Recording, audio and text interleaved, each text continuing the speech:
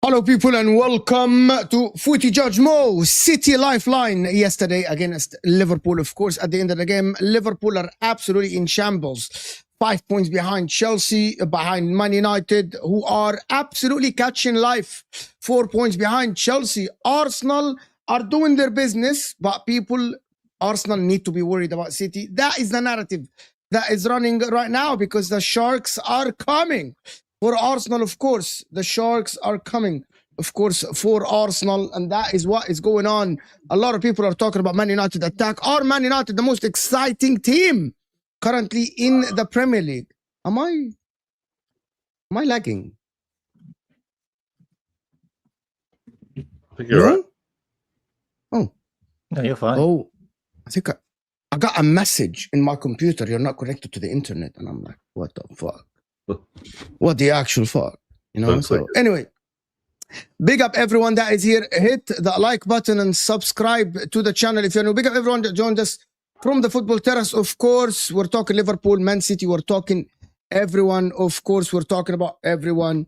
Oh my God, here comes the people. Hit that like button.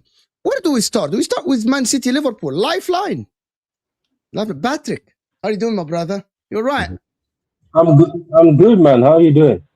You still pep out? Yeah, I am. You know, like at the end of the day, you don't change just because somebody won a game at Anfield. Look, the game was good, you know, but this whole thing where people are saying, "Oh, now City have a chance," I think people are just lying to themselves, you know, because I don't see. I was looking at the games that are coming in. I don't see where Arsenal drop points. I do see where City will drop points, but I don't see where Arsenal drop points. At this point in time, man, we're just lucky. We're still lucky to be 6 points behind, but we were 6 points behind at the beginning. So the title race has been over for a while now. So I am not going to come here just because we won at Anfield. Look, I am happy that we won at Anfield after a long time.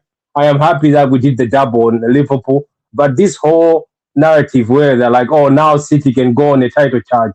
I don't know, man. I don't know if this Man City has it in them to go on an unbeaten run. It will surprise me, to be honest. I am hopeful, though, for the Champions League because we beat Madrid away. Now we've beaten Liverpool at Anfield. Now I'm very confident for the Champions League. But if you talk about the title race, I don't know. We're just here to enjoy ourselves and watch great football. Let me show you something, Patrick. Check Martin's name. Don't listen. He's a fraud. He's a fraud. It's not going to happen. It's Champions League. Hang on. Martin, don't let me down. Don't you owe a lot of money? Don't you owe a lot of money, Pat? What money? I've heard off a little birdie. You owe 30 quid to a few people. Oh yeah, I did. I made promises. Let's go to the game yesterday. Yeah. Let's talk about the game yesterday. Let's talk about the game. Big up everyone that's here. Rak is going to be here. Ahmed is going to join us. Jaco's here. Mac is here.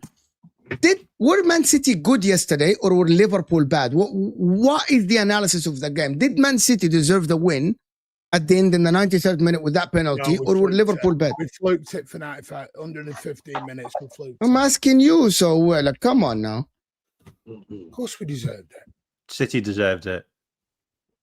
I thought first half we were excellent. The starting lineup was bang on for what he's doing in the big away games now. Second half, people going about our second half. I expect Liverpool at Anfield to come and put some pressure on us for 25, 30 minutes. I expect that at Anfield. I expect that at Bernabeu. I expect that at Allianz. I expect that anywhere at the big teams. You're always going to have pressure. But the mentality to get back into it, even going one down, and to come back, I thought Matt Gay, exceptional. Rodri was exceptional. I can go through it. I mean, my God, there were so many individual but team performances. Nico Riley, generational. Nico Riley, Ainora. I can go through them. Donnarumma, just everyone but one. Thought we were, cushion off before he had to go off with his concussion protocol, which I understand. But Diaz came on, didn't do a step wrong. I'm just, it is what it is. Listen, I didn't think we would win there yesterday. I predicted a 2-2. I didn't think we would. But I do think that could be a turning point moving forward now. You look at the way they celebrated at the end. I told you, we don't celebrate draws. But if Odegaard celebrates something like this, he gets... Odegaard hasn't celebrated anything that makes sense. I know what you're talking about. Is that the time when he got the camera and he was taking pictures around the ground? Is that the one you're talking about? Yeah, but I'm going to tell you the energy. I'm going to tell you the energy is different. But people don't believe me when I say that. The energy is different. The energy is different. I'm being completely honest. I'm completely. The energy is different. Before the game week, and I'm not saying that City gained a lot from this game. I didn't expect City to win, and I praised the mentality massively yesterday. City, my opinion on the game doesn't change. City won yesterday because of the mentality, and they wanted it more than Liverpool. It's not because City were exceptional. However, if any other team goes to Anfield and grab the win by hooks or by crooks, you praise them. That is the reality. But for people to change their analysis of how City played football yesterday, when in the second half they allowed Liverpool a couple of clear-cut chances that Ekitike should have scored. Wirtz had the goal gaping and he literally shanked it, right? He didn't actually hit the target. He hit Margay. I think that City will take yesterday the momentum, the mentality from yesterday because of the win. But in terms of football analysis, I don't understand how people can change their football analysis of City yesterday when in the second half, still Liverpool dominated the majority of the second half. City didn't have a shot on target in the second half before Bernardo scored the goal. But people change their opinion. Mo, can I just be really objective? And this is yes, Liverpool please fan. do. Liverpool played well for 35 minutes. Yes. The rest of the game was Manchester City's. Like, Donnarumma pulled off one big save. Alisson pulled off 3 unbelievable saves. And he also gave away a penalty. And look, Nico Riley completely dominated our midfield.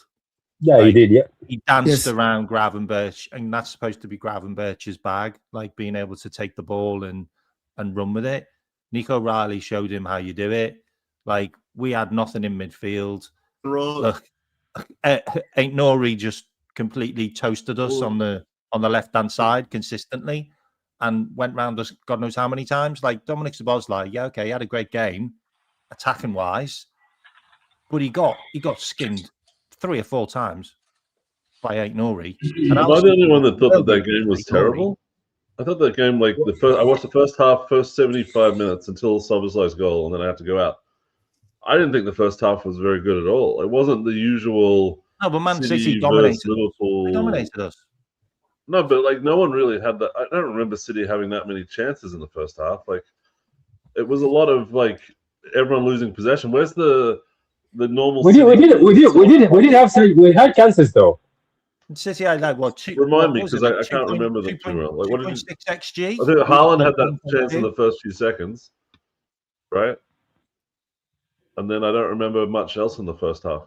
But I know that the City were trying to put the pressure on, but everyone know that the City had been poor in the second half for this year, the last 6, 7, 8 games. So when Liverpool got the upper hand there, I wasn't surprised. But the big surprise was City coming back at the end, and fair play to them. Like, you deserve to celebrate, especially with a late goal at a place where you haven't won since whenever, like 2003 or something, right? Like, fair play to that. Like, and you can take momentum out of that, but I think it's just people go a little bit too far with it. Like, so how did we have 17? How did we have 17 shots, 7 on target?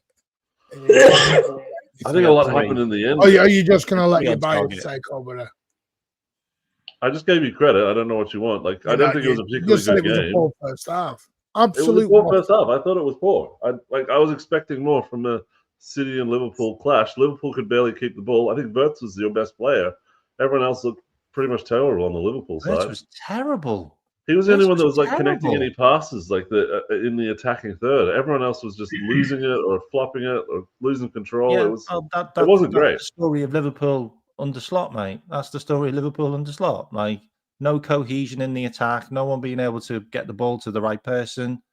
Like, and the biggest thing is, as soon as we take the lead, we just start defending, and we can't defend. Yeah. You went and sat back. Do you know who was the worst for Liverpool? Mo Salah. Mo Salah was bad. I didn't realize. Look, I didn't realize Mo Salah. No, let me be honest with you. I didn't know Mo Salah was on the pitch. By the way, Patrick, your microphone is wild. By the way, okay. Let me change it. Like, Mo Salah put a chance on a plate with a Trivela pass, which is otherworldly, right onto Ekitike's 50-pence head. Yeah, but overall, what did Mo Salah do? Overall, what did he do? One right onto the back post for Cody. He missed. He also put another one right on there for McAllister. He missed. Like, there's not much was that him? Really. Was that him? There's not much Mo could have done in that game apart from score, but he didn't get a chance to. Yeah, wait. Was that Mo Salah? Because I didn't see him. Gakey pulled off a brilliant challenge to block it. Gakey was the man of the match in that game. Yeah, but I'm saying, was that Mo Salah? Because I didn't see him until he went to the ground. I'm not trolling. I didn't see Mo Salah until he went to the ground. The guy stank the place. He's just, you know what? I'm telling you this. Liverpool, when you're done right now, go to the market. You have to get a replacement for Gakpo. You have to get a replacement for Mo Salah. They are just non-existent. I'm telling you, I'm not having an agenda, but Mo Salah was horrible. For his level, he's become horrible. And the thing is, he's earning 4K a week, 4,000 a week, 400K a week, and he stinks like that. As well. Nah, man, he stinks, man. He has to go. You have to sell him to Saudi. That was an embarrassment. Like, I always hold him very highly. That's an embarrassment to football. Anyway, that's all I wanted to say. I mean, the worst player on the pitch was Cody Slot. Like, I know. I think it's Salah. The guy ran into his own players. Like, he actually ran into our players. Okay, and what's the beat between Cody and Gyökeres? Why doesn't he pass to Gyökeres? Why doesn't? I don't know. I don't know. I'm sure Rax will have something to say in a minute when he's finished eating about them. But Mo Salah wasn't the worst player. He was not the worst player. I'm sorry. Like, he just wasn't. He was still dead though, isn't it? Like, I mean, he's had a poor season, but he certainly wasn't the worst player. He's had a horrible season to his standards. That's a horrible season. Compared to his standards. We're splitting hairs talking about individual players. Like, ultimately, not today. Not many of our players were very good, to be fair. And so, yeah, maybe some will argue Mo's a little bit worse than others. Some will say Mo's a little bit, but we're splitting hairs. Ultimately, it wasn't a good enough performance. From the point where we're 1-0 up with, I don't know, 11 minutes to go or something like that. At that point, you need to see the game out. To the fact that we lack the discipline to concede first of all the first goal, and then obviously then go and lose it in the last minute or last few minutes. Just not good enough. I think second half, 35 minutes, we were good. When we inject some urgency and some intensity into the game, then we look like a good team. The 35 minutes we played, even though we didn't necessarily create loads of chances, sometimes big games are like that. You can play well, but we did dominate territorially. But, you know, City, you could argue City dominated territorially in the first half. It's really left us in a really difficult situation for the rest of the season, because if you go from champions to just qualifying for Champions League, it's already a bad season. If you take into account the amount of money we spent, people are going to be coming for our heads, and everybody at the club, all the big wigs at the club, the questions should be asked. And I don't know what those answers are, because really it's turning into a pretty shocking season. If you go from champions, okay, if you finish second or if you finish third, it's not good, but you can argue it's a bit of a rebuild, and sometimes you have to take a step back before taking two steps forward. We're looking at a situation where we may finish sixth or worse, and that's completely unacceptable. I just want to run off some numbers for you about Liverpool at home, because I don't think people are talking about this. So 17-18, we lost one game at home. 18-19, we lost one game at home, Chelsea. 19-20, we lost one game at home, Atletico Madrid. 2021, no fans. We lost a lot of games under Jurgen, because we lost 5 in a row. 21-22, we lost one game at home, Inter Milan. Atalanta. 22-23, 2 games, Leeds and Real Madrid. 23-24, Crystal Palace, Atalanta. 24-25, Forest, Paris Saint-Germain. 25-26, we've lost 5 already. Jesus 5 Christ. already. Manchester United, Manchester City, Crystal Palace, Nottingham Forest, and PSV. Like, there's no fortress no more. No fortress. Is anyone here actually surprised they lost? Because I wasn't surprised. I wasn't surprised that they lost. I'm very surprised. That'll be my draw. Everyone predicted I'm Liverpool. going to tell you. I I will tell you why I'm surprised. It's very simple, because when I watched Liverpool play against Arsenal in the beginning of the season at Anfield, Liverpool were dying on the pitch. The players were given energy. I thought that Liverpool, yes, they had 35 games, but I thought the energy was dead, as they didn't care, as the players are not playing to win the game. And I said that City in the first half completely dominated them. City smothered the shit out of them. Pep Guardiola came up with the perfect plan to prevent them from coming out of their shells, right? And in the first half, McAllister was hiding. Gravenberch couldn't pass the ball. McAllister completed 12 passes, bro. That's the main midfielder of Liverpool in the first half. 12 passes. Nico O'Reilly was brilliant. He dominated the shit out of them in that first half in terms of the press. They trapped Liverpool plenty of times on the right side and dispossessed them and started an attack again. Stopping Liverpool trying. Not that Liverpool weren't trying. You're right. Martin, you're absolutely right. Because the problem I had is Manchester City did the same with their midfield at their ground. And Thank you. Put 2 midfielders in our game again. Yeah. Played 2 midfielders against that. And I'm like, We did exactly what we did at home. But Mo just said Liverpool. We'll just play again like that.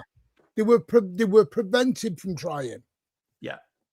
And okay, and then what did you do in the first half? You had one chance. You had 2 chances. One of them, Haaland on the left foot for the cross that didn't bother Alisson, and the second one, that Kirkes. So you dispossessed Liverpool, but you did nothing with that. You did nothing with that. But you say that. But against Arsenal in the second half, where Liverpool were the better side, what chance did they really create that game? Barring the Conor Bradley. So the game that Arsenal drew 0-0 with Liverpool, where Liverpool were the better side in the second half, barring a Conor Bradley where it hit the crossbar, what other chance did they really create? You can say they had more energy in that game, but I think they had more energy.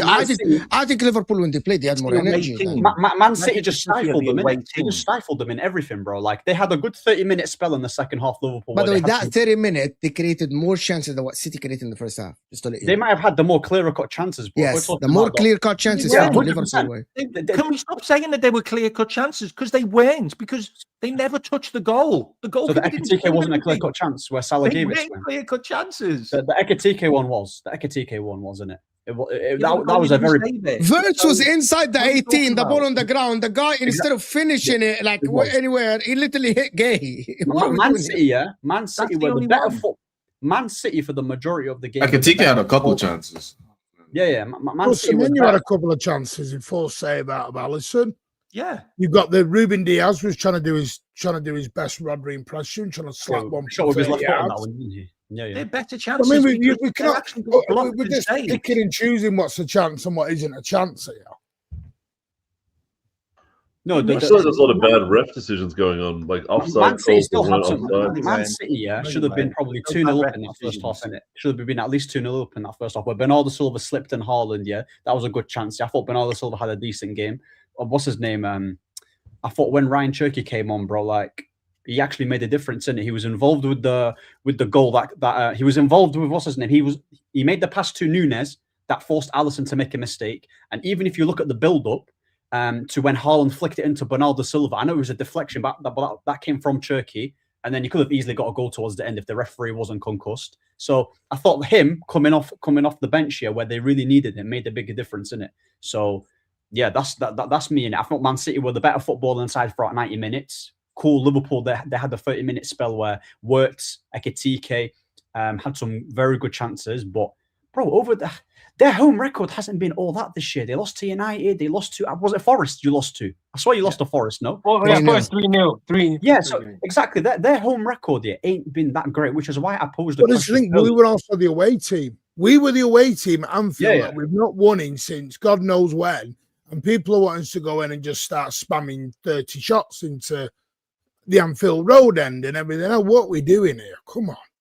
Yeah. Again, and that's why I praise the mentality. That's why I praise the mentality. You forced us to play midfield is an football. important part of the game. And City won that midfield battle all game for me. Yeah. All game. Not all game. Not all game. We had no answers. For majority of the game. There were definitely spells where Liverpool had the ball. But in that 30 minutes, you had 2 chances. How's that dominating? They literally had 70% possession. Martin, you're reducing one half of football down to one number. That's also not fair. Territorially,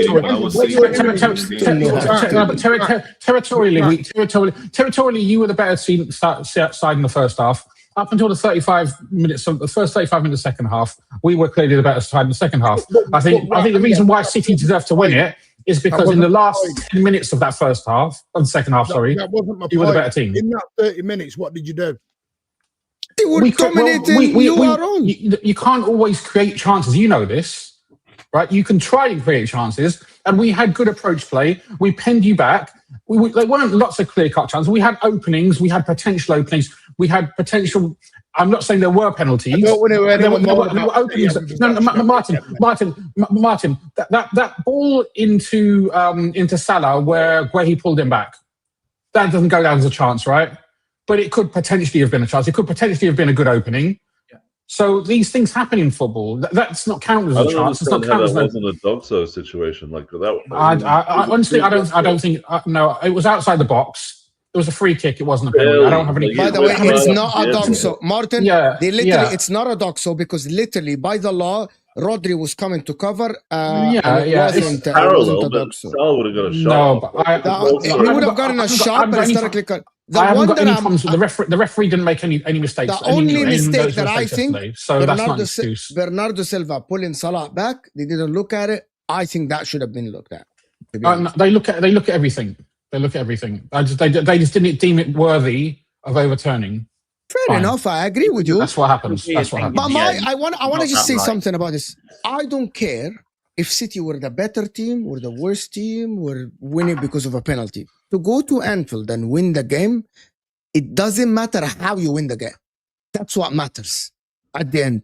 Because Arsenal didn't go to Anfield and win. They went to Anfield and lost, which is their main title rivals. So Liverpool got 3 points on Arsenal in that manner, in going to Anfield and win. And to be honest with you, the fact that Man City were 1-0 down at Anfield and they brought it back to 1-1 and then they went on and their fullback not being scared and winning the penalty at the end, that is, Man City wanted it more, not being afraid and going for the game. I'm going to praise Pep for this.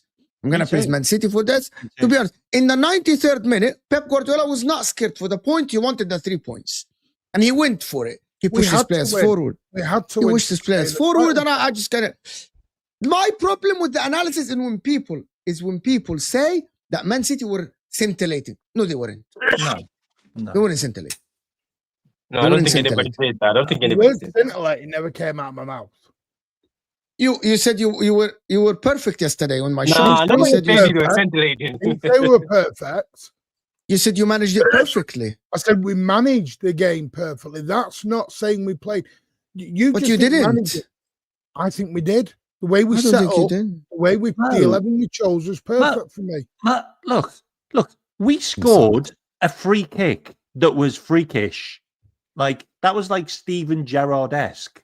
Like, the goalkeeper I never felt did. you guys deserved the goal at that If we point. hadn't scored that free kick, do you think we would have done anything else? Yeah. Like, I don't You think so. did. I think Ikitike 9 you times did. out of I 10 think would have you put it did. in the goal. We literally Oh. substituted the best player in the game for I us. mean, Yeah, my so ball like should that. be, my ball should be me And dad. then what happened? I'll do They the went down the other No, end. but that's Wait, I feel like I'm not. Liverpool's gonna have a Let Mac finish. Let Mac finish before. Because We can literally hear each took other. our left back off. That's been put that kept Nunes quiet all game. Like, that's what we did. And then what did Nunes go and do? Got a penalty at the end because our left back wasn't there. Like, we literally played into Man City's hands. And Before do we go that. to, I'm gonna go to Liverpool. I'm I gonna love, go I to. love Ali. I love Ali, but the penalty more so than anybody else. The penalty was down to Ali. He didn't need to make that challenge. Do you want he the didn't. controversy, guys? Do you want the controversy, or you don't want the Would have controversy? had Nunes. Kekes would have had Nunes, so he wouldn't have been in that position. Anybody want the controversy, or you don't? Because I But you're never going to find perfection in football. You're always going to give away chances. You're always going to create chances. These things happen. Ali was the person who gave away the penalty, and he's the person who's most at fault. I love Ali. He's been incredible, but he didn't need to make that challenge, and that challenge was a direct reason why we gave away the penalty. I want to split this show into two things because now Liverpool are behind Man United. So I'm going to split it to Liverpool. We'll talk about Liverpool and Man United in top 5. But I want to bring it back to Man City winning versus Arsenal in the title race.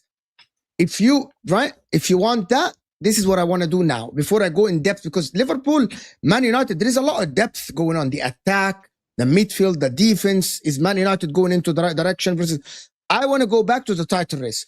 Why do people, and I'm going to ask Martin this, keep saying that the momentum has shifted towards Manchester City?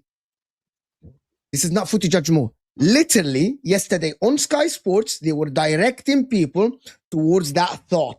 That this is literally, the title for Sky Sports was a blow to Arsenal, momentum shifts, and Arsenal should look over their shoulder. I want to discuss that point. Martin, do you think that is true? Which Martin? You, Martin, you. Martin. Well, there's two of us. Nah, the one with the glasses. There's two Martins in this title race, so I don't know. Which for me, I think it's, listen, we again have to do our job now. Now, the momentum, I'm going to look from a City point of view. That win for me, and the fashion that it was done, sometimes there are little trigger points in a season. That could be ours. Now we have to go and do a job on Wednesday. We do the job on Wednesday against Fulham, then Arsenal have to go to Brentford on Thursday. And that gap goes from 9 to 3. And then Arsenal have got a tricky... Now, I'm not saying Brentford, Arsenal won't win it. Maybe they will. But Arsenal then have to do their job. City have got a nice set of fixtures coming up. But it means nothing that what line I've just said will mean nothing unless we do our job. We do our job in the next few games, then we are in this. All I've ever said is get to 3 points. I said after Tottenham and Liverpool, I'll make a proper decision. We're in the title race. That's the way I'm going to treat it. We're now in a title race. We can keep it to 3 points coming into the April 8th, 9th game, whenever it was. Arsenal still got to come to the Etihad. Everyone's forgotten that fixture. No, I haven't. But I said yesterday, before I bring the other Martin in, if Arsenal are going to that game with the lead, Arsenal can afford the outcome of a draw. City can't, which is different. Which is different The than last the time 22. we were in that situation, we slapped them up 4-1. No, the 22-23 Arsenal had to win. No, they didn't. That's different. Because all Arsenal fans, Robbie from AFTV was doing his big speech around the Etihad. To win, not a draw. Speech. meh. 90 minutes later, he went home crying down the M1. Arsenal can't- had to can't win that afford to game. draw. They can't afford to You see draw. the point? Oh, they can go to the Etihad and get a draw. We don't play in the draw. If it's City versus Arsenal at the Etihad, we ain't playing for no draw, Mo. They are. We're going for Which the win, is- but we won't. They are. They can get, if Arsenal are in the lead, they can get a draw and you they'll can be sit there good. with your Arsenal top on that day and do your watch along and have a jolly good old time. You're And do your rattled for no Arsenal reason, rah, Martin. rah, You're rah, rattled for pom, no pom. reason. Wait, You're rattled for Mo, no reason. Mo, how many points? How many points? 6 points? They're coming for a draw. Or 3 points? What points are we talking about? It doesn't matter. As No, long no, as no, they no. are in the If- lead, if- they come for If a it was draw. if it was 3 points, they're not coming for a draw. We 3 don't points, they're come not for coming for a draw. draws. We're not They're going to play for a draw at the Etihad. Martin, would you be coming for a draw if you're 3 points in front? No. 3 points. Listen, I can already I tell don't think you it's healthy to go for a draw when anyway. when Arsenal go to settle for it. City, when Arsenal go to City, they're keeping it tight, and the main objective is not to lose. Everybody knows this. This is Arsenal's MO. There's nothing wrong with that. That late in the season, that is not a bad result. That is a very good result for Arsenal. Whether if it maintains the gap at 3 points, it maintains the point gap. Who cares? If I was an Arsenal fan, I would say fuck it, take a draw at City. I don't give a fuck. Why are we looking down at draws? If Arsenal, that's like 3 weeks from the end of the season. If Arsenal get a draw with 3 weeks to the end of the season, they'll be very, very happy, and they should be very happy. Well, I'm hoping that we. I think it's crazy. This crazy talk. Why would that be a bad result for Arsenal? A draw.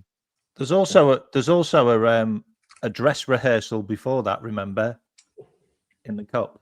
Which will be huge. That'll be interesting. That could be Yeah. interesting. That will be huge. I'm not that worried about it. I think at that point I want to actually be winning the league at the Etihad, not going for a draw. But if that's all that we need to just stay in front, then I'm fine with it. It's okay. But I don't really see it as a huge momentum change. I'm still going for 90 points. I'm not living this game by game drama that everyone goes through, where it's okay, you've got someone this weekend, and we're going to turn it into this many points. I'm just focused on the end thing, and I don't think City can really get that much past 86 points or 89 points. I think is their maximum if they win all their games now. So we've just got to try and focus on beating everyone and staying out of reach of these guys, and don't even make it close. Don't listen to all the people that are trying to say momentum shift and are you sweating it now? Just stay out of it, man. There's other fans which are shitting their pants for sure, but that's normal. They shit their pants all the time. Who shits their pants? Arsenal fans that are struggling with the whole we didn't win the last 3 years when we should have won a league and all that kind of stuff. So whenever they see something negative come along, like a result which we're not involved with, like City beating Liverpool, they will see it as an omen to start saying the sky is falling and really turn it into a bigger thing than it is. So I don't really give it oxygen. Oh, I agree, to be honest with you. I still think that Arsenal are in control of this title race. They are. Patrick said that. They still even Pep Guardiola said it yesterday. Arsenal are 6 points ahead. Do you know that game Daytona? Did you guys ever play that game in the arcades Daytona where you have to get a time extension? You get past it. City just got a time extension. They were about to be out of the title race, but now they bought themselves a bit more time. At the moment, if it goes to 9 points, I still think it's over. So they're on the edge of that. I don't think it's over because Man City did a great job in beating Liverpool at Anfield. That's what I think, to be honest with you. That's at least they're keeping it exciting for us. But there's still Otherwise, they would have been dead. 8 or something in the Premier League, right? Their form has been. It's 4 out of 5. Four wins out of 5 in all comps. In all comps, but the Premier League in a straight run, I think it's only your second win. No, because I don't look at it. Hang on. I can't say 1 win in 14 last year in all comps. And then this season, to suit a narrative, just put it into Premier League. No, but we're dealing with the Premier League now. You can pull out no, because because momentum's a thing, Martin. We're talking about the title race. Thing. No, momentum's a thing. When Yeah, you go on a winning run, your form, it's something that's there. If someone looks at your Premier League games, you've got 2 out of the last 8 games. In the last 5 games, we've won 4, drawn 1. That's building the momentum. But the thing is, you have to go to the Emirates. If you lose, if you lose, they have to come to the Etihad. Yeah, if you lose, it's 3 points. So It's on. Because we don't think they're going to lose. That's what it is. And that's fine. They can have chess for their team, but a City fan has chess I for don't their think it'll be team. 3 points when we get there. I You think had a it'll be 9 fraud. points. There's still a lot of games between now and then. You guys are worrying about something which is like the 5th last game of the season. What are we, like 13 left? So there's like 8 games between now and then. It'll be very different by the time we get there. Wait. We play at the Etihad. How many games will be left after that? 6. 4 games, I think. I think it's the 5th last game. Yeah. That's a lot of games. 6. It is a lot of games. That's what happened. The last time there were 8 points clear in drops. 5 exactly. 5 games. 5 games. To 15 points. I'm gonna be honest with you, yeah. Like the whole Man City, I personally believe it's done in it, right? And I'm not really bothered if they win it, right? Because you know what? They've been the best. They've been consistent in it, bro. You got to give it to them sometimes, bro. Like they've been consistent over the course of the season. You know, Arteta has made his team quite difficult to beat. Everyone's now kind of, you know, how do we figure them out? Obviously, United gave them a bit of a, you know, knock in the head, but they've just kept on going in it. I believe, yeah. If we was to beat Arsenal, right? Let's say this was Arsenal 2 years ago and we beat them at their ground, that would have just shook them in it. I think the Aston Villa domination was the turning point in it when they dominated them. Yeah, that game was massive, right? Because I know how much like of a bogey team, yeah, that Aston Villa and Arsenal can be in it. Because I'm pretty sure they beat them 2-1 in the last minute and then they just slapped them the second time. With Man City, like, yeah, cool. I agree with what Martin is saying. Transition. Man City haven't lost. They've missed a lot of big chances this year, bro. A lot of big chances. I've watched a lot of their games, yeah. Like, they've not been clinical at all. I think even if you look at it, like, they're the number 1 team that has missed, like, the biggest chances. Someone can fact check that. But, yeah, bro, like, if they don't win it, then that's a horror. Because the City team ain't even complete like that.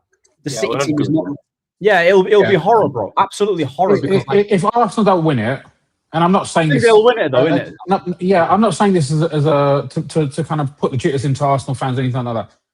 This is because the time when Arsenal were ahead, the first time they challenged for the league, City were that City. Like that early part of the season, I think Haaland had just joined, they were maybe a little bit shaky, but the second half of the season they motored. And to be fair, the second half of the season Arsenal motored as well. I think they only dropped 5 points in the whole of the second half of the season. That's an incredible run of form. But City were an even better team. This isn't the same City. And if Arsenal lose it, it's pretty disastrous from here. I think, Martin, even you would agree. You would be shocked if Arsenal lost it from here. I'm not even entertaining those conversations. No, I know. Of course. Yeah, you have every right to feel positive, but... No, equally, the flip side to that is the game won't be easy. You'd be crying into your cornflakes if you lost it. Yeah. This is the season out of the last 4 that we've had the backup players to really like have no excuses. Before we've had excuses and we'll like hide behind those, but there's no excuse this time, especially the position we put ourselves in. Considering we had like an injury crisis at the start where we had 8 defenders out at one point, it's kind of a miracle we're even at the top of the league, but it just goes to show, like this season, like I said before the game Liverpool City, I said that the only reason why I'm worried about this game is because everyone's so confident Liverpool's going to win that it feels like the Premier League's going to throw up an upset. I said that 2 weeks ago, Mo. Do you remember I was on a show with you and Hassan? And I said that the Premier League this year, the more confident I am about something happening, the least likely it seems to happen. And also, Martin, also to add something, right? Let's say, you know how we gave, like, with Arsenal, or if they was not to win it, it'd be horror, mate. You know what would be horror if City go trophyless this season? Yeah, that's also a potential. You know, I don't think people are deep in it. Yeah, listen, Martin, I know you're sweating a little bit. Yeah, but it could happen. You know, yeah, it could happen, bro. I was actually I was a manny in it. Yeah, bro. I saw a few City shirts. I was like, you know what? I'm not sweating. Well, why am I sweating? I'm just going to read out. I'm just saying. Listen, I think City will win the League Cup. Yeah, but you can say that, but like, it's a 50-50. It's a very fair to say that City will win the Carabao Cup final 100%. Martin, your record. Listen, I'm not going to bend over and spread my cheeks for Arsenal because I'm meant to be scared of this mighty bloody Arsenal. Nah, Martin, I hear it, bro. I hear it. Listen, Didn't you listen to I don't the understand Gold Gallagher it. or whatever it was? if City were to win the Carabao Cup, I feel though, like I'm going up against that could be Real that Madrid. could be the catalyst for some jittery. No, but Martin, some jittery. Martin. If they beat you in the Carabao Cup, that could be interesting. Then I think because that all of a sudden the jitters will set in. Yeah, That's possibly. fine, but all right, but right, why don't we talk the other way? No, I'm talking about you. The I'm talking about you. only go one way. You never No, get no, what happens if the other way. Now, Martin, No, but I'm Martin. I'm talking about you winning the Carabao Cup because if you win the Carabao Cup, that could put the jitters into Arsenal. That's what I'm saying. That could really put the cat amongst them. Because I think most level-headed Arsenal fans should actually be quite confident right now. Again, just to add to that, right? Yeah. And I think if City were to win the Carabao Cup, I think a lot more of them would start getting jittery, and maybe that starts filtering in. And just for the drama, because obviously I'm a neutral in this. For drama's sake, I think that would be quite interesting. No. Also, just so on a neutral, 2 seconds. On a neutral, Martin, what do you think of this one? Arsenal, yeah. You've got Manchester City in the cup. You've then got Bournemouth, who did you twice last season. You've then got City again.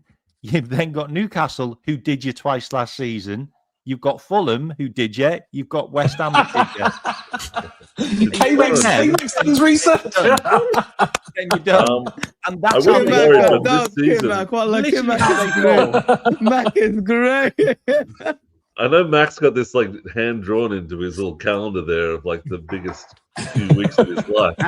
Mate, we're on a revenge tour this season. I think what it is. I think some of you Arsenal fans think you're this untouchable, unstoppable force. Now speak your chest, Martin. That is a page from I rate it, bro. I rate it. I don't get it. Speak if you're that good, why are you not 10 clear in the league? I hear it.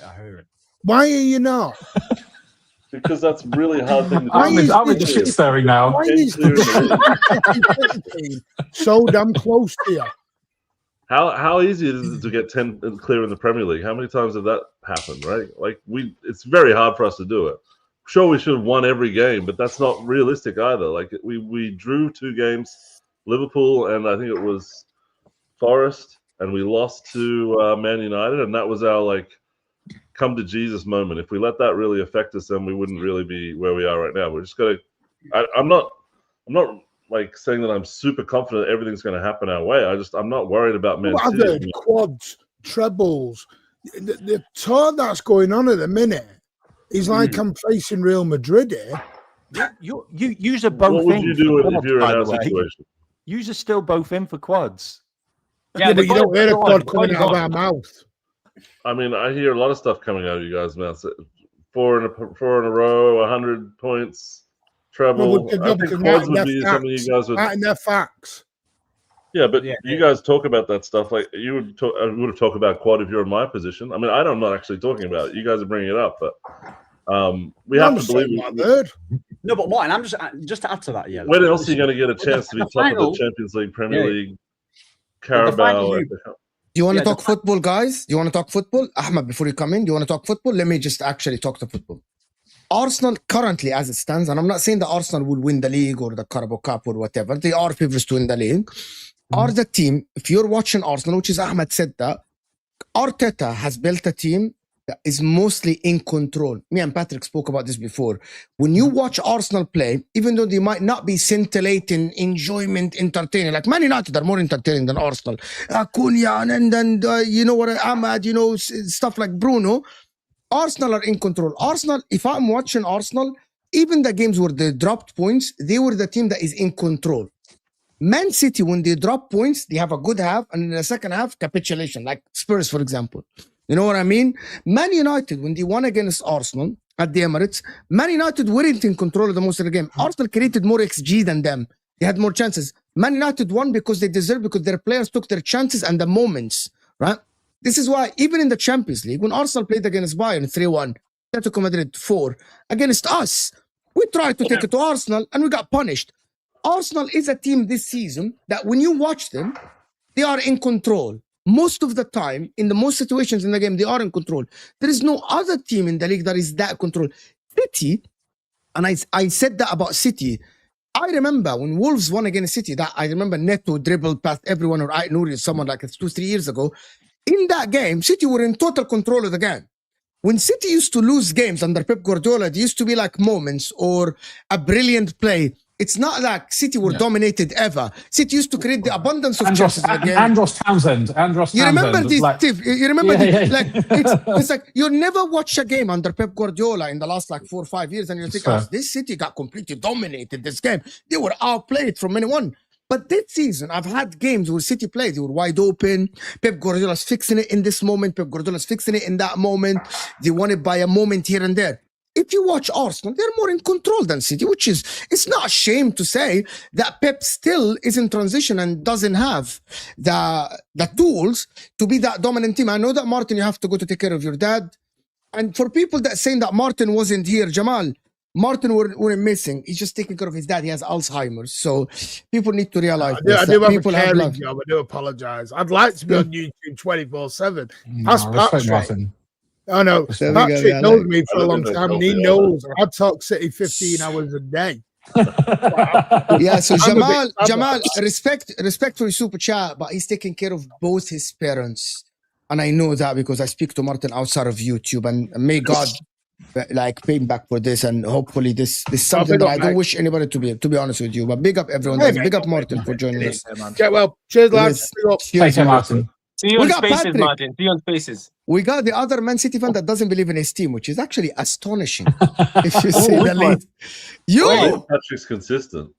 The other Man Yo. City fans are like on a roller coaster. I don't get people. Look, first of all I'm saying is the team is not great.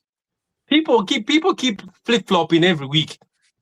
The other week, oh my God, this City team is good. Oh, they're going to do this. The next week they lose, we draw. Oh, these guys are bad. Against Spurs, they said we're finished. People give. At least I'm consistent. I have said the team is not good enough. Even this Carabao Cup, where people are saying, "Oh, it's a final. We might get slapped in this final." I don't know where the hope is coming from. Might get slapped, but look, winning at Anfield is good. Like everybody knows that winning at Anfield is good. You should have seen me when that pen was being. Haaland was taking that pen. I was like, please, Haaland, just score this. We need this. We're so desperate.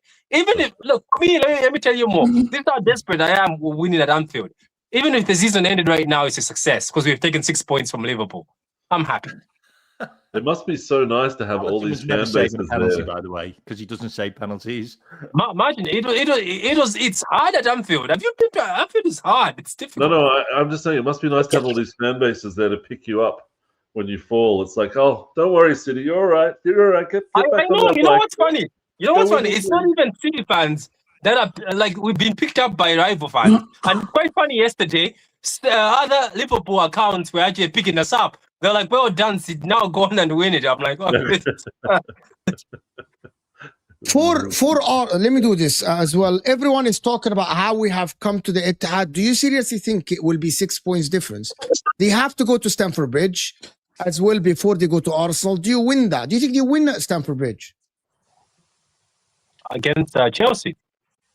Who? City or Arsenal? Arsenal already. Oh, No, City. are we talking about City or Arsenal? Who's going to Chelsea? City. City. Arsenal played Chelsea away already. Yeah, you've got Chelsea. It is winnable against Chelsea. It's not like Chelsea is a difficult team. It is winnable, but Chelsea have a 4-game winning streak now, which is we're coming to Chelsea, to be honest. I wouldn't take that, Jacko. Right now. Yeah.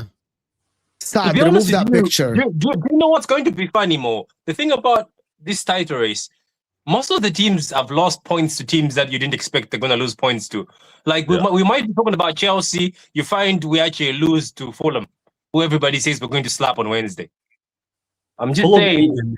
Patrick, you know what it is with Fulham, yeah? I'll be real. Anyone who thinks, Fulham is just going to be a light work game, hasn't been watching Fulham properly. They're actually a difficult side to play against. I'm not even taking the piss. Or Brentford, or Sunderland, or Forest, take your pick. Yeah, but that's what I'm saying, bro. I'm pretty sure you played them, Patrick, and it was 5-4. Then was made at 5-5. I mean, Yeah, 5-4. It was 5-1. 60 minutes, then 100%, bro. And Yeah, but some City fans talk like this game is full on conclusion. City are slapping. Mo, you said the same thing. Mo, I watched you. You said, "Oh yeah, they're winning on Wednesday." Because the logical thing is that you win against Fulham, right? The logical thing is that you win against Fulham. That's the logical. Is it at the Etihad or at the Etihad? It is logical to say that City will win, but it's not a full-on conclusion. That's what I want to say, to be honest with you. Mike here is saying last week it was 4, now it's only 6. It's only 6, next only 9. By the way, before this game week started, Arsenal were 6 points ahead. After this game week after this week finished, Arsenal 6 points ahead. Arsenal had back-to-back clean sheets, scoring 7 points, 6 of them from open play. Gyökeres scoring a brace. And now people are saying that Arsenal are getting stronger. I don't know why people can't see this. I thought they would beat Spurs and draw with Liverpool, and it wouldn't happen that way. It happened the other way around. I just don't understand where this momentum shift is going to come from, where they're doing the exact same thing that they've been doing, bro. Listen, I had to come and back up Martin because Martin, you got him here, just one Arsenal fan against fraudulent Liverpool fans. I'm talking about K-Mac, of course. I got Patrick down there. Big up Tarak, of course. I'm talking about K-Mac. and then freaking Patrick and Martin just going mad. And then Ahmed is just here stirring pots. So I have to come in and try and just... I told you. I'm not doing this, bro. I didn't need saving, but I appreciate it. But bro, if I'm being completely honest, I'm not even trying to be like cocky or trying to act like we're this big bad team, bro. But just tell the people, do you believe your gaffer? Just tell the people. Yeah, I do. I believe my gaffer. But listen, have you switched now, Side? You flip-flop. Have you switched? What do you mean? He's back. You're back. What do you mean on my back? The best out there. The best out there. Okay, sorry. The second best after me. I'll be Arteta in, man. Big up Side, man. When he wins, man, I'll be Arteta in, man. But listen, on the reality, on the point now, yeah, is City in that Liverpool game, bro. They didn't show me nothing. People are acting like they swept. People are acting like they swept Liverpool and just dominated them the whole game, won it with ease, like it was a smooth sailing the whole game, bro. It wasn't. I'll be real, man. Liverpool had a good chance. If Ekatike had, I was cussing him out after the game, bro, because I was talking. I was like, Ekatike, he's clinical, he's brilliant in front of goal. He always manages to get a goal when he's needed. Bro, Ekatike had chances. Ekatike had chances. Liverpool had chances. This City's team still, I don't care what anybody says, they give up chances. And the problem is they are coming up against relegated sides. These relegation sides, I don't care what anybody says, bro. These men are fighting for their lives. So in reality, a point is like heaven for them. A point is something that they need. If they can fight you just to get a point, they don't care. They're not even there for the full 3 points. They just need 1 point because a point will help them stay up, bro. You're talking a 10-point gap between each of these teams with like 4 teams, and they're all within that 10-point place. Do you know what I mean? So I don't see how City don't drop more points. I'm sorry, I can't see it. I think Sky Sports are doing this whole momentum shift and this and that because they just want to keep up. Listen, a title race makes the money. So Sky Sports are always going to do this thing. But if we're talking real football, this is not the same City. This isn't. How many content machines? All they got to do is say, "Do you think the title race is over?" And then one guy was like, "Yeah, the title race is over." And then next week they'll be like, "What? You said it was over last week?" Arsenal fans get tagged with all this stuff, and they're just talking amongst themselves. Like the media is just having a field day. Anyway. The problem is, and you're not going to like it, City have done this a million times. But not this team. Okay, Kuzanov hasn't, Gay hasn't, Donnarumma hasn't, Nunes hasn't, Riley hasn't, Marmoush. Okay, hold on. Let me count the players that haven't. A few players that have. Few. Let me count the players. Marmoush hasn't, Semenyo hasn't, Doku hasn't, Nico Gonzalez haven't. Nouri haven't. Like all these people haven't. It's Bernardo Silva, Rodri, and Haaland. And the guy that sits on the bench. Mo, look at Liverpool last season. Sometimes that's all you need. 3 or 4 players. You need Mo Salah. But the problem is you had Mo Salah and you had a system that worked. Come on, I want to come an excited comment. Don't take me down that memory lane. Exactly. Let me take you down memory lane in good times. Yeah, because you had a system that worked, and when that system is steered away from, and this whole expansive football and this whole leaving one DM and this and that City are doing, bro, you get ran through. And this is what's happening now, bro. I'm telling you, it's people are getting a bit too hyped up about City. I'll be real. I'm someone who can speak logically and say, you know what, I think we're in trouble here. I'm just one minute. Last season, we were 10 points ahead of you. At that point, you said Arsenal were definitely going to win the league. You don't always speak logically. Don't even try. Yeah. Okay, so Rack. We haven't forgot that. We haven't forgot that.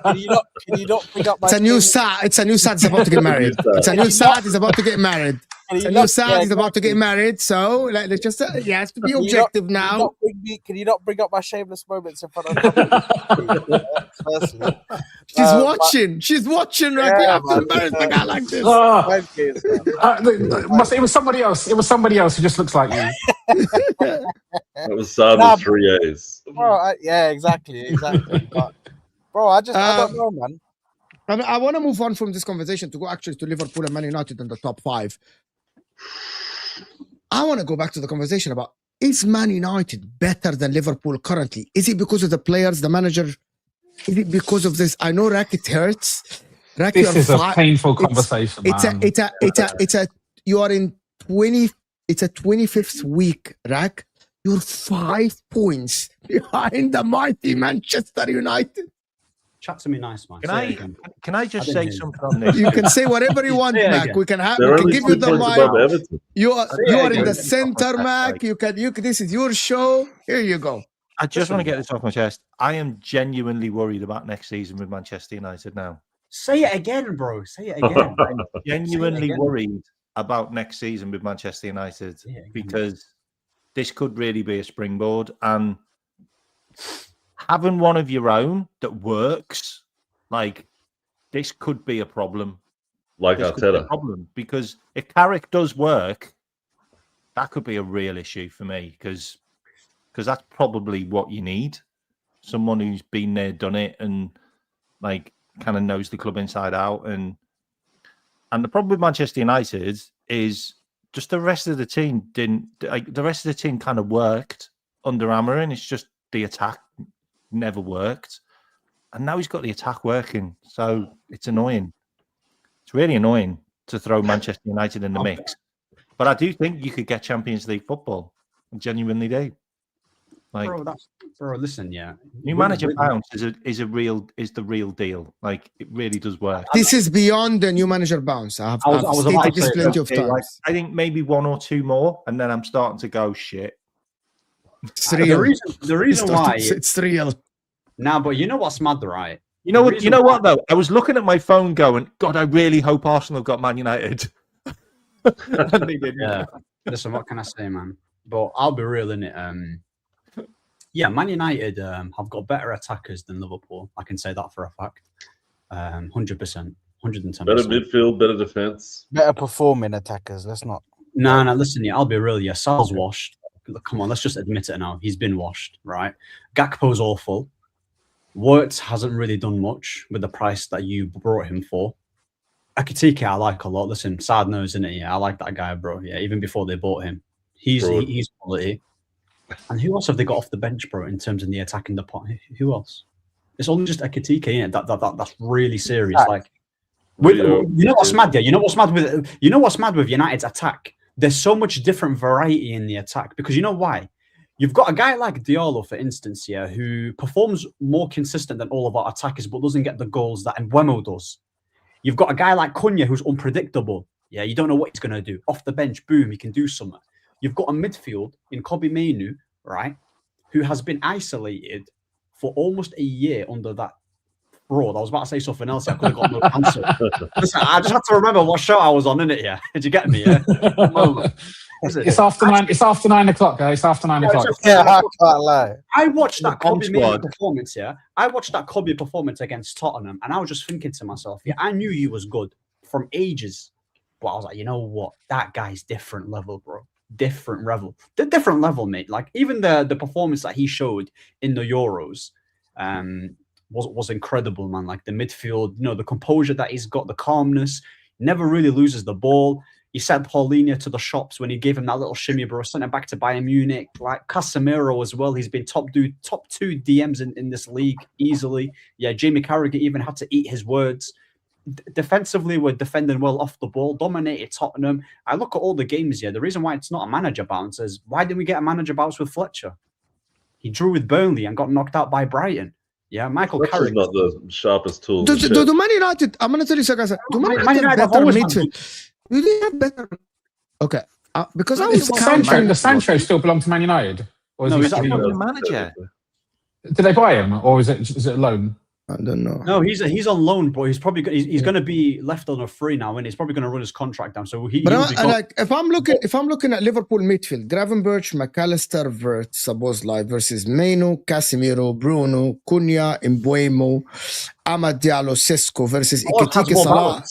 Ours has more balance. Comparing so Salah, Ekitike, Gakpo, Chiesa, and the midfield, is that better though? Is that better? Yeah, because we've actually got a number 6. Do Liverpool really have a better team than Manchester United? Liverpool have one of the best teams in the league. We just have on a paper, that's names. Why are people saying that? Why are people doing this whole thing about Liverpool squad like as if we didn't go into this window or into this season thinking these men were going to walk the league? I'm going to tell you why. Okay, I had this discussion. They've got a manager. We could have said the exact same thing about Manchester United under Amorim. If you have a manager, so let me tell you, players perform shit because of their system. We're talking about Van Dijk this season has started well and then he fell off. I think Kerkez, as of now, is an average player. He fights, he runs around, he does all of this. He is not the left toe of Randy Robertson at Liverpool. He isn't, right? He isn't. He runs around, tackles here, saves here. He isn't great. He isn't great going forward, and he isn't fantastic defensively. He got skinned plenty of times, right? They got no right back because Bradley's injured and Frimpong keeps getting injured, right? His muscles are made of, I don't know, paper. I wouldn't take any of their fullbacks. Absolutely. Okay? If we talk about the midfield, McAllister this season fell off a cliff. And I don't know what happened to the guy. He hides in games. Every now and then he would come up with a good game. Is it for Arne Slot? Is it Arne Slot's fault? Maybe it's 60-70% Arne Slot's fault. But what guarantees that McAllister and Van Dijk or Salah will hit the best form if you get a new manager? Mo. With McAllister and Gravenberch, yeah? With a different manager. I like Gravenberch. I love Gravenberch. I think he's used wrong completely. Gravenberch is an 8. He isn't a 6. It's just a simple fact. If we're going to say it like it is, yeah. Initially, they're both number 8, really. If you're going to be honest in it, they're both really number 8. Yeah, Gravenberch and McAllister are in it. They're obviously playing in that double pivot. The reason why I would say our midfield is more balanced because we've actually got a number 6 who's experienced in that position in Casemiro. He knows how to read the game really well. He's actually defensively solid. Gravenberch is better on the ball. He goes forward.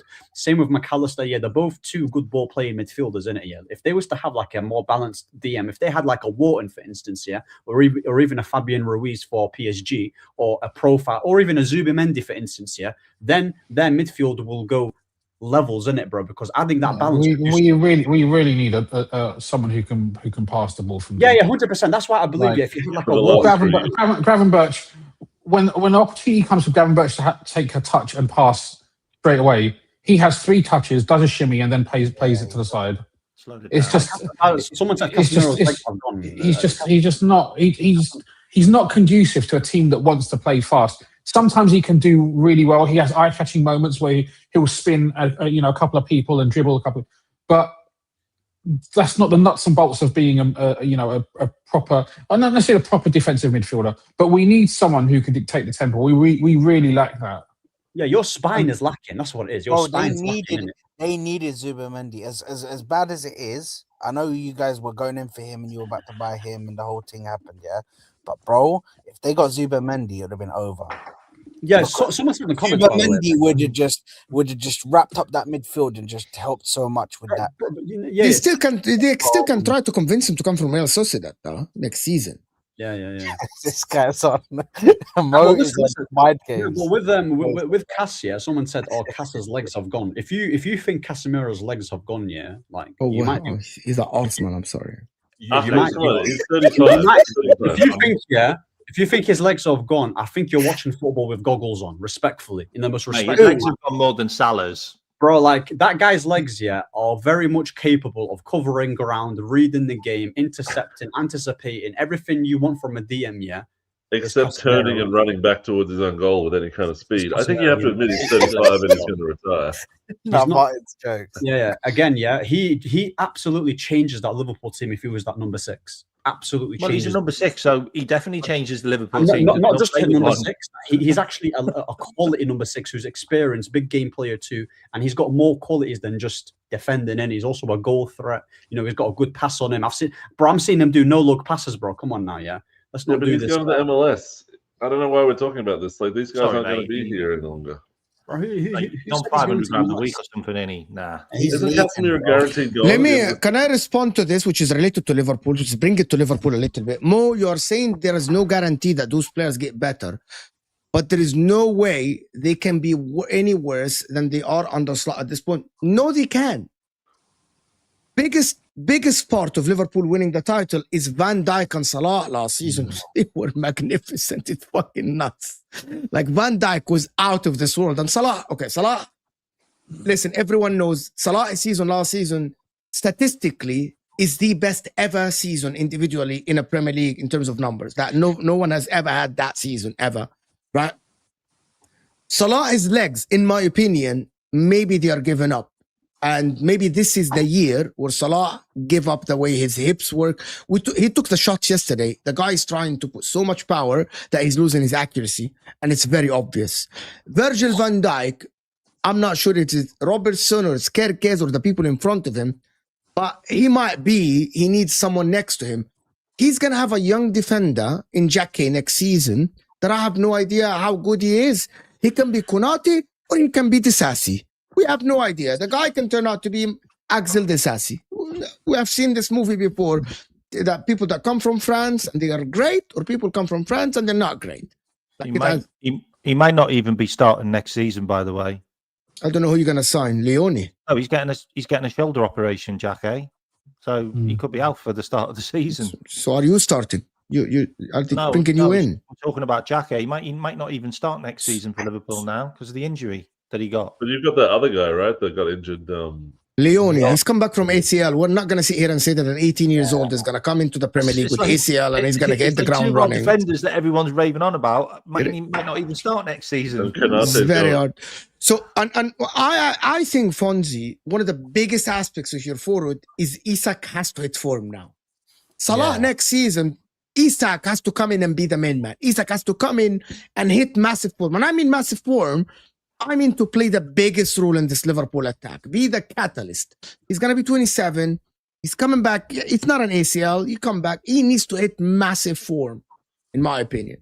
If that guaranteed, I don't know. Kodak was a freaking 280K. I reckon Liverpool, all they need is to do the thing which Manchester United did and get knocked out of every competition except the Premier League, and they'll be great. One game a week.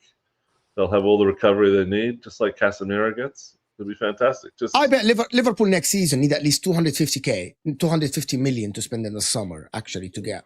That including the Jackie money that he spent in January, because that it accounts toward the summer because he stayed in France. It's basically a summer transfer. It's not a January transfer. The crazy thing is, Martin, Liverpool just had a whole week to prepare for this game. We sent our lads on holiday. They went on holiday for 3 days. And we didn't do any preparation for the Manchester City game. Is Slot always going to Ibiza, or what the hell's going on? We played at the Etihad when we got our asses handed to us. Ibiza. Honestly, this guy can't wait to go to Dubai or something. So, Fonzie, the answer is I can't wait Man United. Man United can get.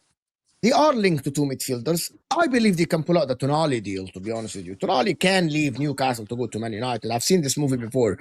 Newcastle, he's linked with Liverpool. He can go, in my opinion. So, so with Man United, he can get Tonali. He can get another guy. Cisco's been embedded in the team. Their back line is already good. Lisandro Martinez is playing good. I'm worried. If I'm a Liverpool fan, I should be worried about Man United next season.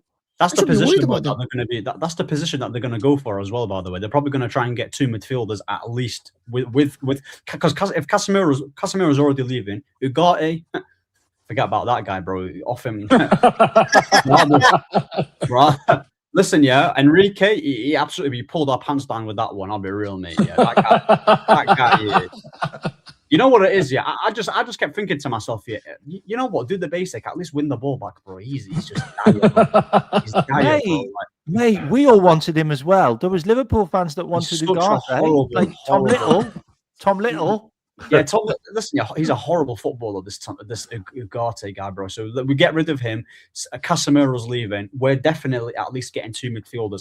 The Tonali thing, I don't know how much, bro. He's going to cost. He's probably going to cost an arm and a leg in it. Yeah, over 100 mil probably. I wouldn't pay that much for him. I don't think he's worth it. Yeah, he's not that. He's not that. I don't think. I think. Listen, I've watched Tonali. Like he's good in it, but he's not like to the point where he's not like Adam Wharton or Elliot Anderson level. Let's just say that. What? Absolutely, bro. Absolutely, bro. Yeah, you heard the me. hyping of people is crazy. That's Ahmed's thing. That's why we love him. Bro, listen, yeah, it's facts, mate. He Yeah, gets the it's stuff facts. early. Listen, yeah, like it doesn't even have to be in the Prem, bro. I'm sure there's a guy out there, yeah, that's not even in the Premier League, yeah, that actually suits the profile which and I get in it. It was funny actually because I was just thinking Liverpool could use Tonali, and then I thought about Liverpool trying to sign a Newcastle player, and I was like, they're probably not going to do that. I don't think they can ever buy a Newcastle player again. Man. Yeah. So once we get that midfield pretty much, listen, once we get that midfield patterned up here, I'm sorry, I ain't trying to see Man United, yeah, struggling for top 4 next year. That should be wrapped up in it, yeah, and get me an FA Cup in it, bro. Get me a trophy, bro. That's what I'm expecting in it. Yeah, I don't want to be in this. Or we're a few points outside the top 4, especially after spending all that money on the attack. Defensively, we're patterned up. We've got a new goalkeeper. We've already brought a striker in. That midfield, once that gets dealt with, there should be no excuses for just about being in a top 4 race, bro. Like that should be buried in it. Title charge. It's a title charge. Listen, you know me. Listen, Martin, you know me in it, bro. I'm a sensible United fan in it, but when I'm positive, bro, I'm unbearable, mate. Hey, you get? Listen, the league needs you guys back. Don't get too used to it, you know. Listen, United, don't get too used to it. If we do a little title charge, bro, you get me. That won't happen though. I'll be real. That won't happen. Title charge. That should happen though. Like it should. You're the biggest. Are you on the carrot train? Would you? I'll be real. I'm actually. You might be surprised. I don't actually think you should get the full-time thing in it because I'm traumatized, bro, with the Oli thing. I'm traumatized. But then again, he is different to Oli. I'm not gonna be, you know, like going with like this opinion of Carrick is like Oli. Carrick is much better than Oli. But then again, Oli was just useless, bro, innit? Yeah, he's just, you know, I'm putting a smile. He wasn't even doing the coach's rack and Martin. He wasn't actually doing it was actually Carrick and McKenna doing the coaching behind the scenes. He was just there to smile. That's it. Yeah. So if there's a manager, I don't understand why McKenna wasn't taken on. Like, I don't really understand that. Like, why they went for Ollie. Like, when you had 2 other better coaches. Yeah, because it's that fraud Rio. That's why. Yeah, that because he kept talking about put his name on the contract, give him whatever he wants. Yeah, Rio. Listen, we had Glazers back then. Back. Yeah, bro, he got too giddy, mate. Yeah, like. Yeah. All they're going to social time. Can I be a good manager? I think he's a good manager. I don't think because you know what's important, yeah. Because we've not got a Champions League in a while, yeah. It's very. Even though I still believe we can get some decent players at the club, yeah. Despite even finishing 15th, we can still get some good players because obviously we're just United, right? But getting that Champions League will help massively, bro. Because listen, let's say Wharton, yeah, he's got Liverpool knocking, and he's got United knocking, and if Liverpool get Europa League and we get Champions League, right? And we're saying, hey, listen, Wharton, yeah, do you want to go Liverpool, mate? Yeah, or do you want to go to United? Did it? Big club, bro. Yeah, they got a Champions League. You can play with Kobe Mainoo. You know, I know Rack's laughing. No, but listen, that's a hypothetical. Coming to Liverpool. On this whole top 4 race. Listen, it's gonna get spooky, bro. It's gonna get spooky. Spooky for who? For Villa? It already is. Oh, for Villa, nah. Okay, listen, for Villa a bit. I don't know. I'm not even going to talk about Villa because hold that United league. But listen, I think for the top 4 race, the 3 teams, yeah, that we're talking about right now, Chelsea, United, and Liverpool. United, in my opinion, have got that spot. They're in the top 4. I think with the momentum that they've got, the fixtures that they've got left, I think that they're going to make top 4, yeah? Now, it's about Liverpool and Chelsea. Who do I think can be more consistent out of the two? Now, Liverpool have 2 derbies. They've got Manchester United coming up, which that's going to be a mad game. I cannot wait for that. It's at Old Trafford as well. I can't wait to sink my teeth into that game because that's going to be a scrap. That is actually going to be a scrap because you men are fighting for something, both of you. It's like, bro, like, do you know what I mean? It's going to be mad. And then also Liverpool have got the Everton, the Merseyside derby, yeah, where they've got Everton away at Everton, by the way, at the Hill. Hills, was it Hill? They're only 2 points behind you guys. It's 2. I don't think people understand how disastrous it is if they don't get Champions League football. Liverpool, it's very disastrous. It's horrendous. The wage bill. We got the highest wage bill in the league now. Liverpool. It's disastrous for Liverpool. It's absolutely disastrous for Liverpool. It's there's also talks for it to not affect them, bro. I'm pretty sure there's also talks on Liverpool, yeah, because I know the majority of the Liverpool fan base want Enrique. There's also talks about him extending his contract at PSG. So if you're not going to get Champions League, I don't really see Enrique coming to a team with no Champions League because look what he's done in it, yeah. 2-time treble winner, you know, got PSG balling out, cooking, got them their first ever Champions League. You know, we all know what he did at Barca in it. So it's going to be interesting. There's a lot of managers that's going to be out there available, and it'll be cool to see like what Liverpool are going to do because, bro, like I don't know, man, the whole Xabi Alonso thing, I know he was on their radar, but after watching his stint at Madrid, do you really want to go for him? I don't know. I know he's familiar with I don't think he's going to be like the Messiah for Liverpool, to be honest with you. I don't think he's going to be the Messiah for Liverpool. Was Xabi Alonso? Yeah, I don't think he's going to be the Messiah for Liverpool. I don't think he's got a connection with the club, man. He's got a connection with the club. I'd rather have him than Arnie. Sometimes if you have your heart in it, it can either go one or two ways with Xabi Alonso. He has his heart in Liverpool, yeah. So it can either go, he puts his pride on the line, he puts this club first. It's like his baby, so he will put everything into it, like Carrick is right now. Do you know what I mean? You can see that Carrick truly loves United. That's why he's putting it all his. I want to ask you guys something. Could go wrong. There's a lot of people talking about the referee decision yesterday. People are doing shows on it, videos, and I'm like, oh my god, there is hundreds of clips and talk sport, Sky Sport, Liverpool City. Oh yeah, and I'm like, what about the red card of Szoboszlai? And I'm like, why do people such idiots? What, as in the red card was a bad decision or a good decision? Yeah, it's a bad decision. They should let the goal go. They shouldn't have sent Szoboszlai. I'm like, what the fuck is if Haaland hadn't have fouled Szoboszlai, then it would have just been a goal. But it's because Szoboszlai fouled him first. Szoboszlai couldn't. Which is why it's a red card. Which is why it's a red card. Szoboszlai pulling him. Yeah. They can't give the goal because Haaland pulled Szoboszlai. Szoboszlai would have caught the ball. There's a possibility. But they can't give the goal because Haaland pulled Szoboszlai, but it's because there was an advantage. That's why they had to pull it back and give the red card. It's actually stupid. I would much rather have let the goal go in. Szoboszlai shouldn't have pulled him back. At that point, there's nothing to play for. Right, now he misses the game. By the way, there is no spirit of the game here, as people say. Guys, advantage ended once Haaland pulled Szoboszlai back. Yeah. That's the advantage gone. Yeah. Do you want to know something funny? Do you want to know something funny, Rax? If that goal had gone in, we'd be 7th because of the goal difference. I said that yesterday. Yes. Damn. Okay. Wow. Bro, I don't think. I feel like people are overlooking. I feel like people are overlooking Chelsea's because I know Liverpool's got a fucking hard run, yeah. But I do think people are overlooking Chelsea's run, bro. If you look at Chelsea's fixture list, Mo, go look at their fixture list and look at the second page on FootMob. The second page, look at the fixtures that they have. They still have to play Liverpool. They still have to play Sunderland away. They still have to play difficult fixtures. Villa away, Arsenal away. It's mad. Villa away, Arsenal, Man City. They have to play. Like, I don't know. Chelsea playing United. You played each other twice.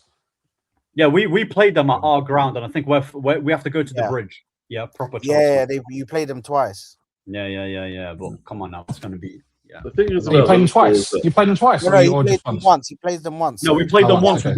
We beat them 2-1, and then we have to play them again. They have to play them at Stamford Bridge. If you look at Chelsea's fixtures so far, by the way, they do have like harder fixtures in comparison to United, didn't it? So no, but we're talking about Liverpool. I'm not. Liverpool, I'm not including Man United in that because I've But said then, in my but mind. then on the flip side, they've got on the flip side they've got a 4-point advantage. So, you know, They have got to come it's to swings Anfield. and roundabouts. yeah, Yeah, the Chelsea yeah. 4 points ahead of Liverpool, isn't it? I'll be real. Yeah, Liverpool in Europa League, yeah, that is going to be madness. Listen, Get yeah, out, man. Get this guy off. Mo, get him off. Atalanta! She's trying to jinx us already, man. What's going on? I had a question though. Does anyone actually see Slot getting sacked? Like, I feel like he's going to at least last till the end of the season. Yeah, they're gonna lose to Sunderland on Wednesday, and he's gonna get sacked on Wednesday. This is the problem because I thought that he's going to stay until the end of the season, but then if we go 7 points behind Chelsea and 8 points behind United or whatever it is, like that's a big problem. If we lose against Sunderland and those two teams win, I didn't think there would be a case of him getting sacked, but that is a pretty damning. if you're going to Thing sack is, who's going to come in? Who's going to come in? That's the problem. But the thing is, if you're going to sack, let's say you lose to Sunderland, if you sack him, we should have sacked him ages ago, then, innit? Sure, but the thing is, you can't make that decision in advance, right? You have to some extent, you have to let things play out a little bit. Like at that point, we were like 2 points behind. You have to destroy the confidence confidence of the players more. That's the whole point of the. Of but we can't look into a crystal ball and say, okay, this is what's going to happen with Slot, and so let's sack him now. If we win yesterday, and then no one's really talking about it. It's just the thing is, if you like the thing is with Liverpool, right? If you obviously the majority think that Arne Slot is just sabotaging this team, right? That's fair to say, or sabotage. You don't. If you think that you've got some good players in this team, which you do, innit, that means you don't really need a high-level gaffer to getting a bit of momentum, just push it a little bit. Do you get me? Which is why I don't think Steven Gerrard. Yeah. Amorim. Listen, yeah. Give it Carragher, mate. Give it Carragher, mate. Managing Mo Salah, bro. I mean, it will be quite funny if they called him up Carragher and tried to get him to come and join. Just for pure entertainment value, that would be quite funny. But obviously, that's not going to happen. But, Is Liverpool overrated for real? Is that something that we can say? My language now, bro. Like, this is the most. You and him having a private conversation. I swear to your knees. I swear to God, I think this is the most I've ever agreed with Mo. I'm actually hallucinating, bro. Yeah, I think I'm in. I'm asking the question. I didn't say that they're overrated. I'm asking the question. Listen, we know in it the underbelly in it. Come on now, we know it, man. Are they overrated? Have Liverpool peaked last season and that's it? Has Liverpool peaked and we clearly overachieved last season because 100% we didn't win the league the season before or the season before that, and the manager left, and the squad, obviously we had to get like a new midfield rebuilt, and there's obviously bits and pieces that needed changing, and we managed to win a league. Like, and I'm sorry, but we were the best out of that bunch. Like, no one really ran away with it, really. Like, Arsenal could have been there, but they didn't. But they could have been there, but they didn't. Like, Liverpool. I think we did. No, we did. We did run away with it though. Like, we overachieved. Yeah, potentially. But I mean, we did run away with it. Our form in the first half of the first 2/3 of the season was so good that we were so far ahead at that point that we could afford to basically coast for the rest of the season. And you didn't have the shots there. No, but I think actually, I think that's probably stood us in bad stead for this season. And this is something that I've been saying, came out knows the last few weeks on Hassan's channel. It's like, we need to be in a position where we set ourselves up to do well next season, because compared to what our intentions were and what our objectives were this season, we've massively underachieved. And if we want to be up there next season, we really need to finish this season strongly, whoever the manager is, whatever the circumstances are. Because if we go into next season, for the remaining 13 games, win a couple, lose one, draw one, win a couple, lose one, draw one, then that's not going to put us in a good position to challenge next season. That's why I don't think you need to do, because you've already got some good players in this team, yeah. And I know you fell off a cliff, and you said last year you overachieved, which I agree. That's why I don't actually, banter aside, I don't think they need to do too much to the point where they can be a decent team again. Do you get me? Right? Because let's look at their team. Cool, get left wing. We've got good players. We have quality in the squad. Yeah, it's not 100% balanced, but it's if we bring in a few players, we could be much better balanced. We need 2 or 3. The worry I've got. Oh, go on, Martin. UCL. Don't you think Arne Slot's earned this UCL like run chance? Maybe, it requires a certain amount of maybe not. But the problem is with the thing is, I think you can win the UCL if you have a solid defense and you're not the best team. Well, the year we won it with Rafa, we had a really good defensive team. Like, we had Cara, we had Aga, we had Risa, and what's his name, the Irish lad? I forget, left back. Finnan. And we just had a really strong defensive team. I don't think we have that defense. So yes, we could score goals, especially if the team comes at us. I don't think we have the ability to there's no point in earning a run in the Champions League if you don't genuinely think you have a chance of winning it. But it requires a certain amount of ruthlessness. The reason why I say it as well, Martin. It does. But also when you've massively underachieved to the extent that we have, I think this season, I think there is grounds for it now. What is it, Mac? I say we wouldn't win the Champions League is because last season we were beaten in knockout competitions and finals, which means the manager hasn't got the mentality to win. Like, he doesn't set the team up to win those games. Like, you look at the PSG game away. If it wasn't for Ali, we'd have been out of that before it had even started. We took it back to Anfield. We still lost on penalties, so we couldn't even get penalties right. Like, how on earth are you letting Darwin Núñez and Curtis Jones take your main penalties? Like, when you got Mo Salah and Virgil van Dijk there. Like, just things like that. Like, game state, the way he manages games. Like, right now, when we play a game, we score a goal and we just automatically defend and retreat and think that we can defend the win. Can I go back to Liverpool team? I actually think that Liverpool currently, next season, and I'm not talking about this season, Salah hasn't performed, Van Dijk hasn't performed. I'm expecting them to even be worse next season. I think you're miles behind some other teams, not only because of the quality of the starting 11, your depth. You don't have depth in centre back. You don't have depth in fullbacks.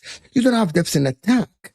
You don't. The only positions that you have depth is the midfield, because you have Szoboszlai, Curtis Jones, McAllister, Gravenberch, and Wirtz. Otherwise, you have no depth. Like, if you're comparing you to the Arsenal team, Arsenal have 8 defenders that you can chop and change whoever you want. And Arsenal look the same. Arsenal have a goalkeeper that is consistent more than Alisson now. For some whatever reason, Alisson in and out, right?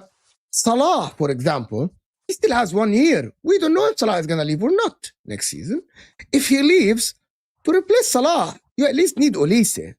Something like that. You need Yamal to replace Salah. You know what I mean? You need Dembele. You need Kvaratskhelia. That's who replaces Salah, not Cody Gakpo, not Ngomoa. That's who replaces Salah. You got Isak and Ekitike. Fair enough. Basically, if we're looking at the attack of Liverpool, you got Isak and Ekitike. Done. Yeah, we need a left winger, right winger, defensive midfielder. You need a right back, Rack. You need a right back, a competent right back. What I mean, a competent right back. Yeah, and also a right back that will give you even 50%. You are a top team. You are. That's my point. Is you are a top team. This is what I mean. Hosami's standards. Because I do shows with him every day, I feel like because of how bad Liverpool are, the standards are on the floor. He's accepting Kirkes as the best player. Me and Mac was speaking before. He's like, he was our best player, but it doesn't mean he was great. No, he's not. Like, Liverpool are under Jurgen Klopp. Liverpool are used to fullbacks being an attacking outlets, providing something different up and down the pitch. Kirk is just a basic fullback. He runs up and down, looks like a dog on the pitch, fights and do all these stuff. You offer nothing, to be honest with you. You're not great. Conor Bradley is a steady Eddie. You know, like he's not great. Conor Bradley. Injured. Frimpong is not a right back.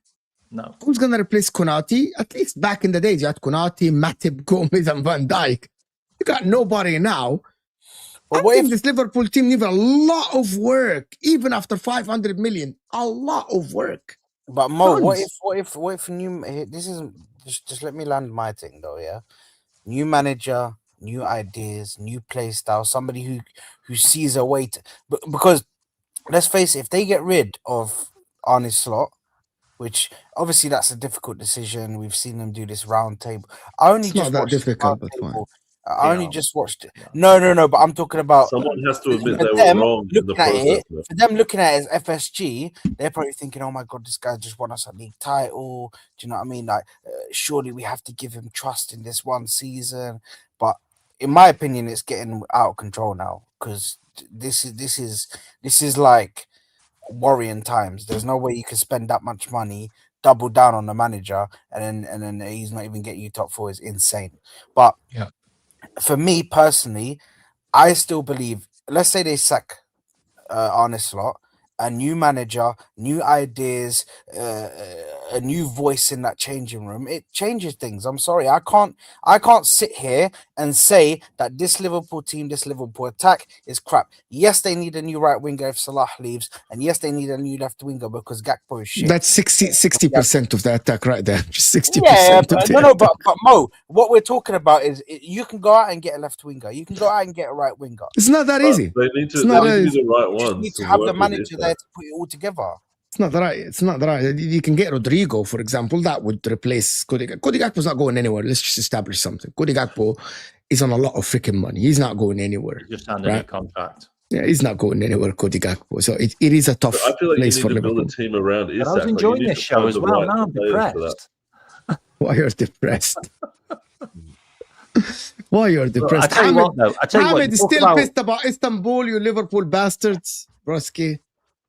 I tell you what, though. You talk about Liverpool, though. Like the last 20 games, yeah, 6 wins, 6 draws. Sorry, 6 wins, 6 draws, 8 defeats. Like this is what are we in? We're in the kind of territory that will put us 14th points wise. Like this. Is that all comps or is that PL? This isn't like a blip. This is form. Yeah. I've said this so many times to you, Mo. This is Liverpool form. We are a mid-table team if we carry on with this guy. Mid-table. This is why mid-table. after the what was the game? After the Newcastle game. No, there was what was the game we won before the Bournemouth game? And people were like, Newcastle. Carabao Newcastle. Yeah, it was Carabao, I think it was. 10 goals. And then 10 goals. And people were saying, oh, maybe that's a turning point. And then we go and lose in the last minute to Bournemouth. And then we beat Newcastle, and people say, oh, maybe this is a turning point. And then we go and lose yesterday. Like, I need to see wins in a row, consecutive wins, before I start saying this is a turning point. I'm not going to. There's no one win is not enough to say is this a catalyst because it's too quick. I've been. Look at Ahmed smiling there. Look, I can see he's far away from the camera, but I can still see living his best life. He's been living his best life. But I need to see more wins before I start thinking this is maybe a turning point, because one win is anybody can get one win. It's there's been too many false dawns, as K-Mac has said.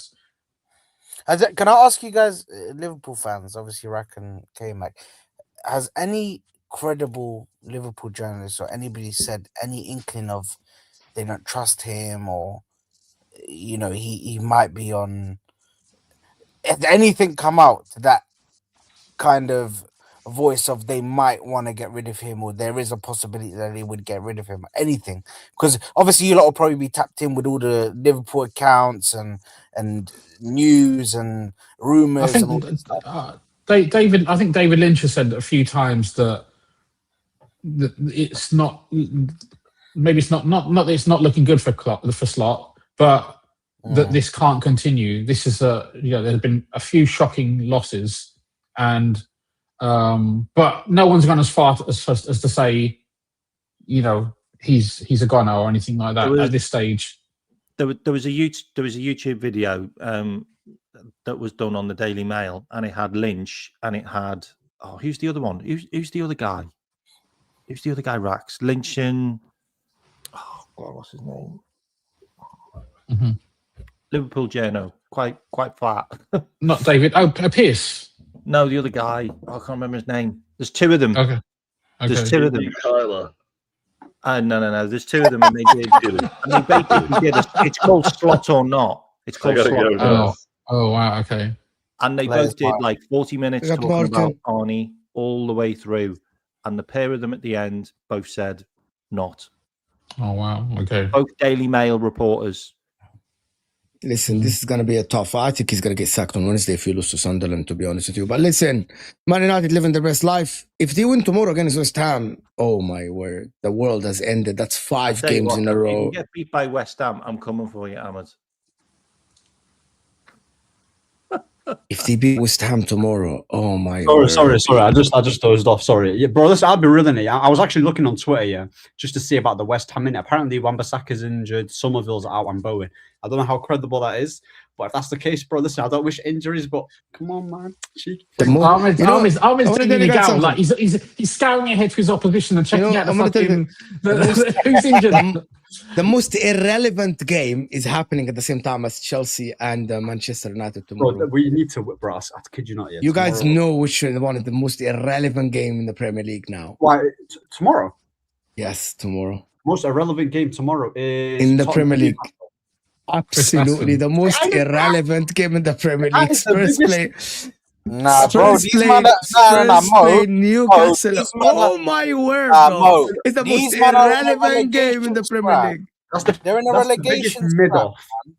That my word, this game, bro. Nobody cares anymore. No one. Lewis Steele. Sorry, Lewis Steele is the other guy. Lewis Steele. Anyway, have some respect, bro. These men are in a relegation scrap, bro. It's all hands on the deck, bro. We need points, bro. Are we ruling them out of the top 6, by the way, Sad? Like in terms of that traditional top 6, we have to rule them out.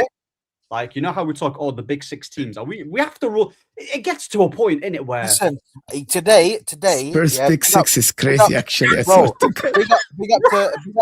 big up to Anton. Yeah, today I was at work, and we had it on the big TV. The guy connected his laptop, bro. We were looking at FootMob and we were looking at their fixtures, bro. We're like, bro, Spurs could go down. Bro, Inter are more relevant to the Premier League than Spurs, bro. You just don't understand. Inter are more relevant to the Premier League. Listen, we could do with it, bro. Like, seriously, bro. Spurs, bro. Spurs are fucking 15th. They haven't won in 5 games in the Premier League. 4th in the Champions League. They're 6 points away from relegation spot, bro. Oh, listen, what's the problem? What was it? 6 points. I don't know. We say Andrew's not the problem. Listen, the Champions League. Andrew's the problem. It's the history of the Tottenham. I swear to God, he will be vindicated if they finish 15th again or 16th. Oh, I would love that. Yeah, absolutely. If they finish 15th or 16th. Listen, I want to thank everyone that joined us. Appreciate everyone that is here. Ahmed's channel in the description. K-Mac channel for all the Liverpool news and all the Liverpool analysis, of course, is K-Mac's channel in the description. Saad's Football Corner, he joined us with a picture. I made him change that. He had Hamza's picture. Why can't I put up the Hamza picture? Why not? Like, you're coming without a camera. And then you're putting Hamza's picture. That's not, by the way. It's not allowed. Yeah. Well, listen. You can hold that. I am his news producer. Yeah, I say the news. Okay. Big up. Nobody Anyway. knows the backstory to this Hamza picture. This was him at the final that they played, the Champions League final, bro, when they won it. This guy's such a fraud. Anyway. Appreciate everyone that is here. K-Mac channel is right here in the chat. Of course, go and support AA United. Big rant last night. Yeah. I went through the stats. Hey, this is mad. Big up Hassan, wallahi, that's crazy. You know what? Ahmed is actually living his best life, bro. I swear. Oh my God. He's actually on top of the world, bro. He's on top. This will take you to Osam's A-listers, where the guys are gonna absolutely cook Osam. You're gonna leave that on. Bro, I will see you guys there, and we're out of here, people. Peace out, people.